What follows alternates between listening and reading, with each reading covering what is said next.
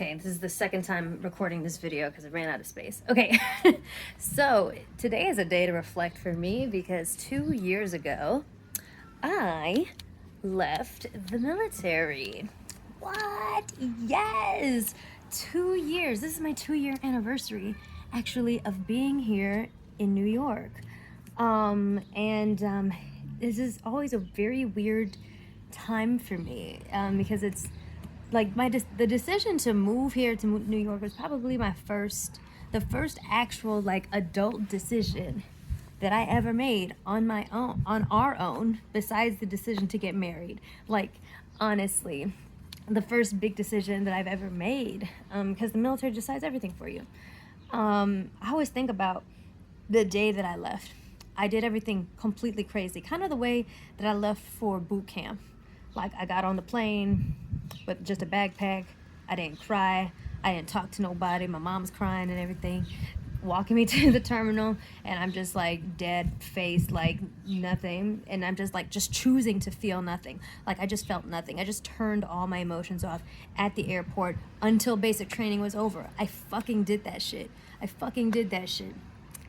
Childhood trauma also taught me to do that, but I did the same thing when I left. And like, it's not like my therapist always says, she's like, it's a pretty good coping mechanism for when you need it. And looking back is like completely crazy, my last day in the military. But I probably wouldn't do it any other way, honestly. So what did I do? I got up. I had packed a suitcase the night before. I put on my uniform for the last time, which I couldn't even button up because I was overweight and I gained so much weight that I could not even button my pants. So all buttons out. Fuck it. I don't care by now. I drive to base. I drop off all my paperwork. I say goodbye to a few friends, but I've already done most of my goodbyes and everything. And I come back. I go to my apartment. I hang out my uniform for the last time ever. I put on my clothes, and then I go to the nail salon to get my nails did. I go to get acrylic nails. Why, Nikki? Why did you fucking do that, of all things? That's your first thing? Because when you're in the military, you can't get like bright colors on your nails. You either have to do like pale pink or whatever, or something like really dull, or like French manicure. So like all this time, I couldn't do anything fun with my nails. So I went and I got my nails done in like Tiffany blue or something. I just tried to find the most, like the brightest color that's just furthest from pink, like but not a color that I don't like or anything. And so yeah, so I did all that. I got my nails done, went back to the apartment, grabbed my suitcase.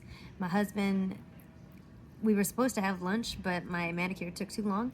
And he took me to the airport. One friend met me there to say goodbye. And she hugged me goodbye, and I got on the plane, and I flew here. And straight from the airport, I flew here. I took a lift to this apartment right here, where my sister was here waiting for me. I gave her the key code. We ate pizza, and I think we found a liquor store nearby and got some wine. We watched Netflix.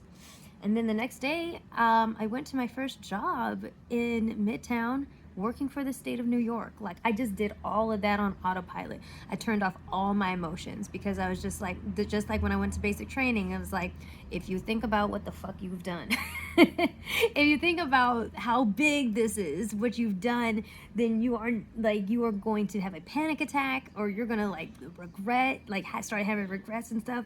It's like, you can't think about that. Just turn your head off. And that's exactly what I did. And I don't know at what point it's turned on, or I don't even know if it's fully turned back on yet, which is really bad and probably one of the reasons why I'm in therapy. But it's a scary thing. It's a scary thing leaving the military when you've been in for so long, because like all of your adult life, presumably you've been in this really exclusive club that's kind of like a cult, which has completely different, like, it's pretty much like a socialist cult. Like, military bases are like, it's like a socialist community, basically. You all wear the same shit, you go to the same places, like, You know, there's like rules in the military that don't exist out there. And so you like, I always tell people, like, when you leave the military and go out into the real world, is literally like coming back from the blip in the Marvel Cinematic Universe in the MCU. Like, that's literally what it feels like. It really fucking does. um and it's really scary too, because there's a lot of certainties that you're leaving behind. When you're in the military, you get free health care, you know, a guaranteed paycheck. You know, if you need to live on base, you can live on base, have a nice house, like whatever. Well, maybe not a nice house, but you can have a house. All these things that are basically guaranteed, and you're going out into the world where it's like you've got to make that happen for yourself. You got to make that happen for yourself. And that's terrifying. A lot of people don't leave because of those certainties. But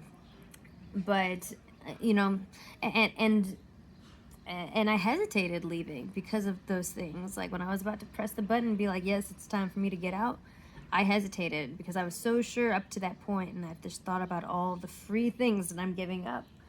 But me and my friend had made a pact, and we were like, we are not going to stay in this institution out of fear. We are not going to stay out of fear. Fear of the unknown. And so I pushed the button and I got the fuck out. Why did I get out?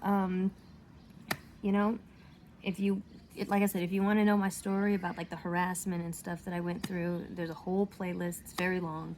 It was a very bizarre situation, but that situation led to me having PTSD, and a whole bunch of things led to me being a disabled veteran. And it just took so much out of me. Like, that whole experience just sucked the life out of, like, literally sucked the life out of me, to the point where I was just incapable. I was incapable of functioning in that environment. And you can't heal in the same place where you were traumatized, you know. And that became very, very clear and very, very evident the more time went on. And so it became very evident, like, I have nothing left to give. You squeezed it all out of me. I have nothing left to give. It's time for me to go and heal and find something else. Especially after, you know, really seeing what it's like, just really seeing what it's like being an officer of color, just being a person of color in the military, period. The things that I've seen happen to my airmen of color, my NCOs of color, the way that they were treated, the way they just treated us all like dirt, like absolute dirt. I was like, I'm not doing this. Not for the rest of my life. I'm not doing this for the rest of my life. Absolutely can't. Maybe other people have the energy to do that and they want to stay and fix the system. That's awesome. We need those people, but I am not the one. And also, because of that, and just because of other things going on, and just, you know, other things, I'm like, I cannot, as an officer, as a commissioned officer, I cannot have people's lives in my hands. You know, possibly send people to their death and tell them in good faith and conscience that it's worth it. Like, I could not tell my airmen that being in the Air Force, giving your life for this shit was worth it. I could not. And taking care of people and being a leader was what was most important to me, the most important thing to me when I was in the Air Force, and literally my biggest joy. And there came a time, because of all that trauma, that I could not be a leader in the way that I wanted to. No way. And so I left. Yeah, and I left. And honestly, it's probably the best decision that I've ever made. Comparing then and now, when I left 2 years ago, I was depressed as fuck, very anxious, overweight, because I was on Zoloft, and Zoloft made me gain so much weight. I gained so much weight. I was so depressed. I was drinking a lot, because military, you know, they won't give us the medication or the therapy we need. So what do? Self-medicate with alcohol. Like, what the fuck else is there to do? Especially when you live somewhere like North Dakota, there's nothing else to do. Just drinking a lot, you know. You know, I'd gotten a gig on this off-Broadway production or something, and everything. And so now, and a year later, Still in the same house, the same apartment. Great place. I'm so glad we got it. We got everything we needed. Backyard for the dog, 2 bedrooms, like everything. We're so good. Gosh, 1.1 million followers on TikTok, 83,000 here on YouTube. Was it 45,000 on Instagram? I'm a social media person. I don't like star, maybe kind of star. I don't know. People say that. They're like, you're a social media star. And I'm like, yeah, I guess. Like, because 1 million isn't big enough for me. I've got an agent. These niggas are so fucking loud. I have an agent. I hosted Anime Expo last year. Like, Sebastian Stan shared one of my skits a few weeks back or something. Crazy. Like, a lot of really cool things have happened. I'm more disabled now. But I mean, but you know what? It is what it is. And it was inevitable because of my background in the Air Force. Like, I knew that was inevitable, and it just happened sooner than I thought. So I'm disabled. I can't work traditionally like other people can. But I am going to therapy, which literally took me 1.5 years to get to this point with the VA, because I couldn't get into therapy to save my life, and now I'm finally in therapy. My hair is longer, and I'm 40 pounds lighter. I'm way more fit. I have a green belt in Taekwondo. Trying to stay booked and blessed, but honestly, there's been a lot of things coming up that's really cool. And for 2 years, that's not bad. Still got the same problems, some of the same problems. I still got PTSD,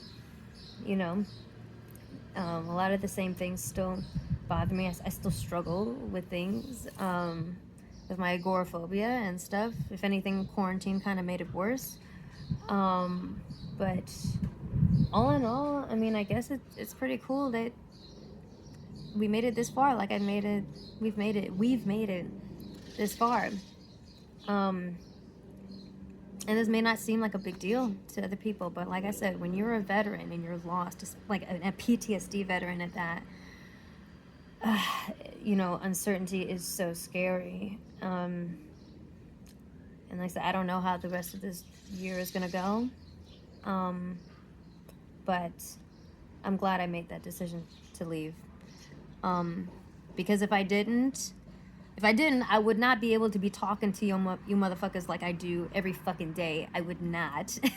I could not act like this if I were still in the Air Force. I just fucking couldn't. Maybe a white man could, but I can't. I sure the fuck could not. And also, when I left, the commander that abused me had just completely ruined my entire reputation and made me, feel so worthless. And I still struggle with those feelings. And I just felt like a nobody.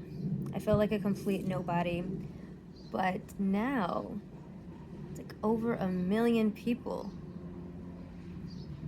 really like me. And I'm not a nobody. I'm very far from a nobody. And that's pretty fucking awesome. As a matter of fact, I was able to put that fucking cunt on blast and her name everywhere for what she did to me and other people. And I hope she pays one day. But that's pretty cool, I guess. So celebrate the good things, man. Like, celebrate these benchmarks, no matter how small they may seem. I'm looking around at my place and where I live, and I'm just like, wow, I can't believe I did this. Like, I can't believe we did this. I can't believe this is the life that I have. Because we decided to walk away from that life and find something else. So that's pretty cool. I think I'm gonna have some champagne tonight to celebrate that. As a matter of fucking fact, I sure the fuck will.